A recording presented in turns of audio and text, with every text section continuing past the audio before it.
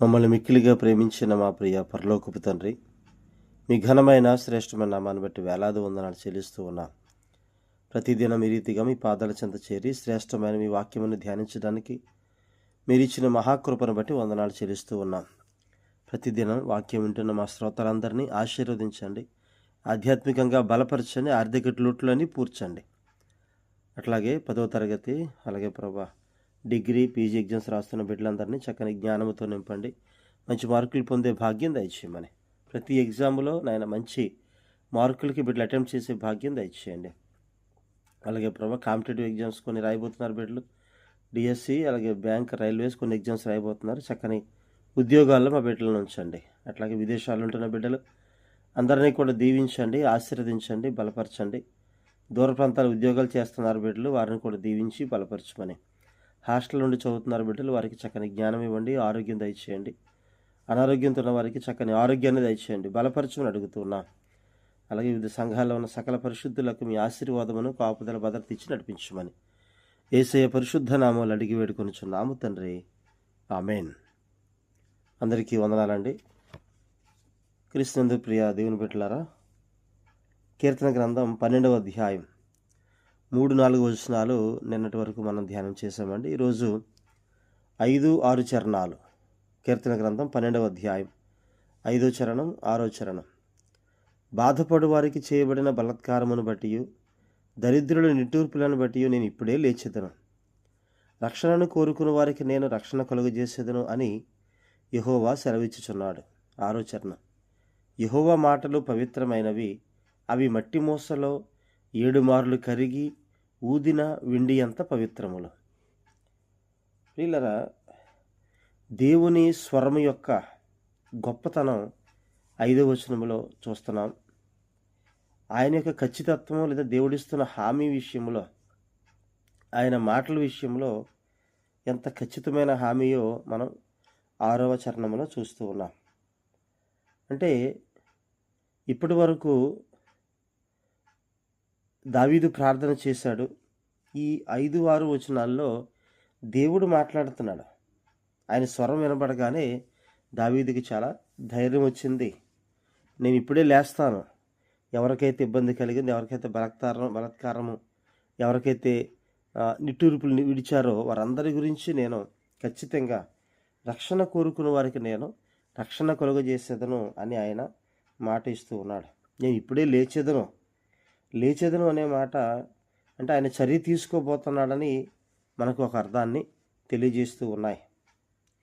కొలిమిలో శుద్ధి అయిన వెండి అంత స్వచ్ఛమైనదిగా ఆయన మాటలు పవిత్రమైనవిగా మనకి కనిపిస్తూ ఉన్నాయి. ప్రియులారా, 5వ చరణాన్ని మనం చూస్తే అదొక చక్కని ప్రవచనంగా మనకు కనిపిస్తూ ఉంది. రక్షణ కోరుకున్న వారికి నేను రక్షణ కలుగజేసేదను అని ఆయన సెలవిస్తూ ఉన్నాడు. ఇది ఆయన 2వ రాకడలో తీర్పు దినంలో దేవుని బిడ్డల్ని ఆయన ఏర్పాటు చేసిన నిత్యరాజ్యమైనటువంటి పరలోకములోకి వారిని ఆహ్వానించడం అనేటువంటిది మనం చూస్తూ ఉన్నాం. కాబట్టి వారికి ఎవరికైతే రక్షణ కోరుకుంటారో వారు నిత్యరాజ్యములో దేవునితో పాటుగా ఉండేటువంటి చక్కని కృపని దేవుడు అనుగ్రహిస్తూ ఉన్నాడు.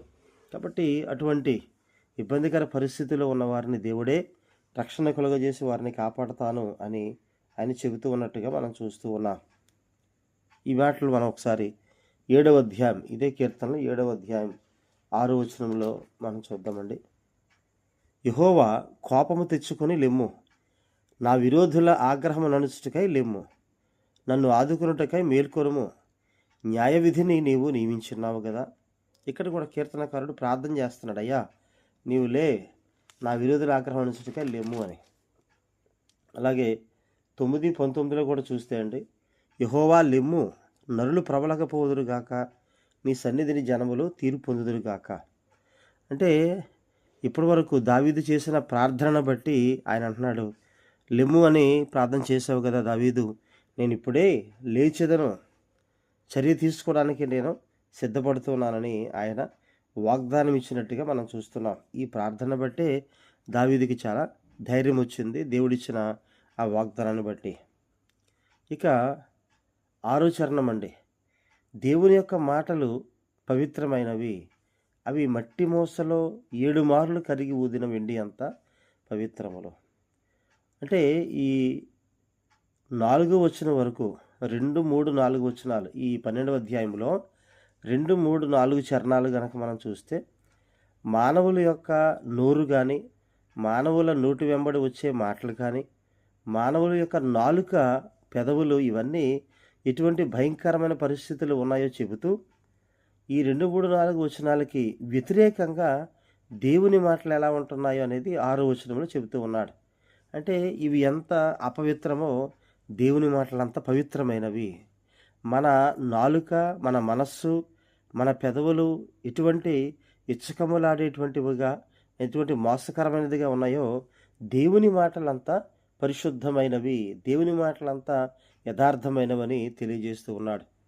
కాబట్టి ఆ విషయాల్లో గనక మనం చూస్తే అండి, ఒకసారి సమూయేలు 2వ గ్రంథం 22:31లో దేవుడు యథార్థవంతుడు, యెహోవా వాక్కు నిర్మలము, ఆయన శరణుజొచ్చు వారికి అందరికీ ఆయన కేడెము. పిల్లల దేవుని యొక్క మాటలు, యెహోవా మాటలు అంటే ఆయన నోటి వెంబడి వచ్చేటువంటి వాక్కును గురించిన కొన్ని విషయాలు కీర్తనల్లో మనం సుమారుగా 12 విషయాలు మనం చూస్తామండి.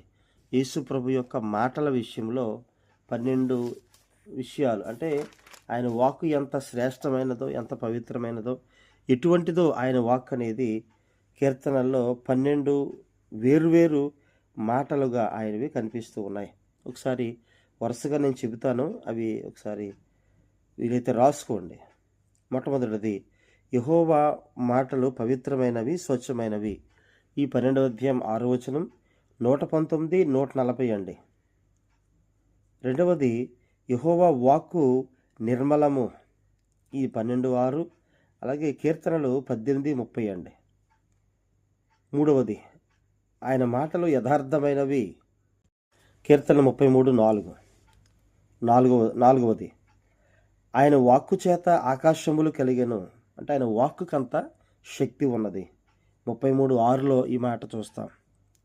ఐదవది, ఆయన తన వాక్కు పంపి వారిని బాగు చేసెను, ఆయన మాట స్వస్థపరిచే మాటగా ఉంది. 107:20 అండి. ఆరవదిగా 119:25, 119:50, 119:154లో ఆయన వాక్కు బ్రతికించే వాక్కుగా కనిపిస్తుంది. ఆయన వాక్యం మనల్ని బ్రతికించేదిగా ఉంది. ఏడవది 119:89లో ఆయన వాక్యం నిత్యము నిలకడగా ఉండేది, అంటే ఎప్పటికీ మార్పు లేని శ్రేష్టమైన వాక్యం అని. అలాగే ఎనిమిదవది 119:103లో నీ వాక్కు నా జిహ్వకు మధురమైనది, మధురమైన జిహ్వకు అంటే నాలుకకు అద్భుతమైనటువంటి మధురమైన వాక్యం అని. అలాగే తొమ్మిదవది 119:105 నీ వాక్యం నా పాదాలకు దీపం, త్రోవకు వెలుగు, అంటే మన భక్తి జీవితాల్లో నిజమైన ఒక మార్గాన్ని చూపించేదిగా, వెలుగును చూపించేదిగా వాక్యం కనిపిస్తూ ఉంది. 10వది 119:130 అండి. నీ వాక్యాన్ని బట్టి వెలుగు కలుగుద్ది, తెలివిలేని వారికి తెలివి కలిగిస్తుంది దేవుని వాక్యం ఆయన అడిగితే. 11వది 119:160 అండి. నీ వాక్య సారాంశము సత్యం, అంటే ఆయన మాట ఎప్పుడూ సత్యమని. ఇక 12వది 147:18లో, 148:8లో చూస్తే ఆయన వాక్యం ఒక అద్భుతమైన ఆజ్ఞ. ఆ ఆజ్ఞ సృష్టిని నెరవేర్చేదిగా, సృష్టిని శాసించేదిగా మనకి కనిపిస్తూ ఉంది. అటువంటి శ్రేష్టమైన దేవుని వాక్కును మనం కలిగి ఉన్నాం. మట్టి మోసలో 7 మార్లు కరిగి ఊదిన వెండి ఎంత పవిత్రములు. 7 అనే మాట సంపూర్ణతకు సూచన. అంటే ఎంత సంపూర్ణం అంటే 7 సార్లు కరిగి ఊదితే ఇక అందులో ఏమాత్రము కల్మషం లేదని. అంటే 7 సంపూర్ణతకు సూచనగా మనకు కనిపిస్తుంది. 7 సార్లు కరిగి ఊదితే అందులో ఇంకా వేరే ఏమీ మస్టు అలాంటిది ఏమీ లేదని. కాబట్టి 7 సంపూర్ణతకు సాదృశ్యం, పరిపూర్ణతకు సాదృశ్యం. యేసు ప్రభు శిలువ మీద కూడా 7 మాటలు పలికి మన జీవన జాతిని, మానవ జాతిని బలపరిచినట్టుగా మనం చూస్తూ ఉన్నాం. కాబట్టి దేవుని మాటలను నమ్ముదాం, దేవుని మాటల మీద ఆనుకుందాం. దేవుని మాటలే మనల్ని బ్రతికించేవిగా ఉన్నాయి. అలా మనం ముందుకు కొనసాగుదాం. దేవుడు తన మాటలు దీవించునుగాక. ఆమేన్.